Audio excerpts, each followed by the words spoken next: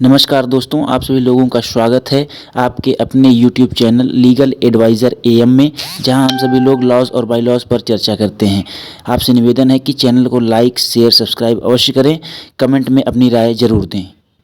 दोस्तों, आज इस वीडियो में हम लोग चर्चा करेंगे एक PIL के संदर्भ में, जो कि ऑनरेबल सुप्रीम कोर्ट में एडवोकेट विशाल तिवारी द्वारा दाखिल की गई है, जो कि संबंधित है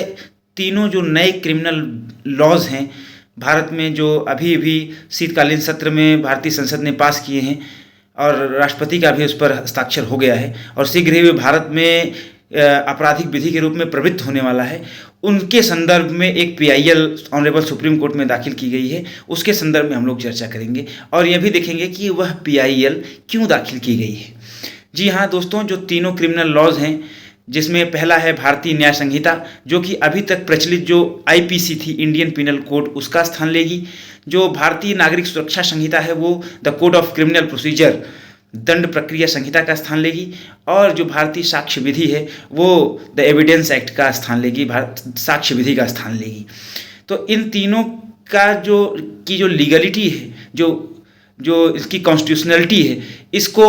चेक करने के लिए एक PIL सुप्रीम कोर्ट में एडवोकेट विशाल तिवारी द्वारा दाखिल की गई है, जिसमें उन्होंने पहला जो ग्राउंड लिया है वो ग्राउंड उन्होंने ये लिया है, एक ही ग्राउंड लिया है, और वो ये है कि उन्होंने ये कहा है कि कोई भी कानून किसी डेमोक्रेटिक कंट्री में पारित होता है तो उसका जो बेसिक पार्ट होता है, जो फंडामेंटल पार्ट होता है, वो होता है एक हेल्दी और फेयर पार्लियामेंट्री डिबेट, और उस पार्लियामेंट्री डिबेट के माध्यम से ही कोई कानून पास हो, तभी वह एक अच्छा और स्वस्थ कानून माना जाता है डेमोक्रेसी के अंदर। लेकिन जो ये तीनों क्रिमिनल लॉज हैं, ये शीतकालीन सत्र में कम से 21-22 तारीख को लोकसभा और राज्यसभा में पारित किए गए हैं, और उस समय विपक्ष के लगभग 90% जो सांसद थे, उनको संसद की अनुशासनात्मक समिति द्वारा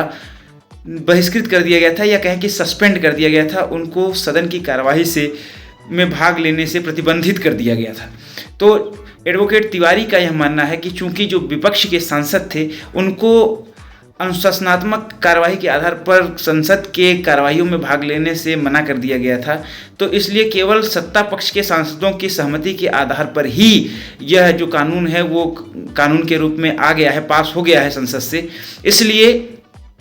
यह उस प्रावधान का उल्लंघन करता है जो कॉन्स्टिट्यूशनल डेमोक्रेसी है, और डेमोक्रेसी में जो पार्ट है पार्लियामेंट्री डिबेट का कानून पास होते समय, उस पार्ट का उल्लंघन करता है। इसलिए उन्होंने ऑनरेबल सुप्रीम कोर्ट से यह गुजारिश की है, यह दरखास्त किया है कि वह इस PIL को एक्सेप्ट करें, और इस PIL को एक्सेप्ट करते हुए एक उच्च स्तरीय कॉन्स्टिट्यूशनल समिति का गठन करें, जिसके अध्यक्ष एक रिटायर्ड सुप्रीम कोर्ट के ऑनरेबल जस्टिस हों, और वह एक निश्चित समय सीमा के भीतर अपनी रिपोर्ट ऑनरेबल सुप्रीम कोर्ट को प्रस्तुत करें और यह बताएं कि क्या जिन आधारों को जस्टिस एडवोकेट तिवारी ने रेज किया है वो आधार उचित हैं या अनुचित हैं। अगर उचित हैं तो उस आधार पर कार्रवाई की जाए, और जब तक वह समिति अपना रिपोर्ट ऑनरेबल सुप्रीम कोर्ट को प्रस्तुत न कर दे, तब तक इन तीनों कानूनों के प्रभावी होने पर स्थगन आदेश पारित किया जाए। ऑनरेबल सुप्रीम कोर्ट केंद्र सरकार को यह निर्देशित करे कि जब तक